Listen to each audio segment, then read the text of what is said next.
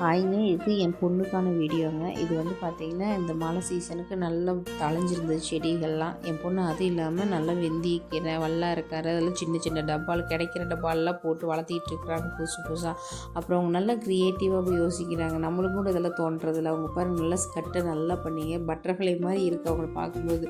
எனக்கே நம்மளுக்கு பரவாயில்ல, பிள்ளை நல்லா க்ரியேட்டிவாக இருக்காங்கன்னு தான் யோசிக்க தோணுதுங்க. அப்புறம் மரம் ஏறுறது, நெல்லிக்காய் பிடுங்குறது, அப்புறம் புதுசு புதுசு ஏதாவது செடியெல்லாம் வாங்கிட்டு வந்து நட்டுறாங்களாம்மா. அவங்க ஃபுல்லாக கார்டனிங்கில் நல்ல இன்ட்ரெஸ்ட் காட்டுறாங்க. சரி, அவங்க நல்ல இன்ட்ரெஸ்ட் காட்டும்போது நம்ம என்ன பண்ண சப்போர்ட் பண்ணி தானே கொடுக்கணும். சரி, நம்மளும் பண்ணுவோம். சரிடா, உனக்கு என்ன வேணுமோ பண்ணுங்க.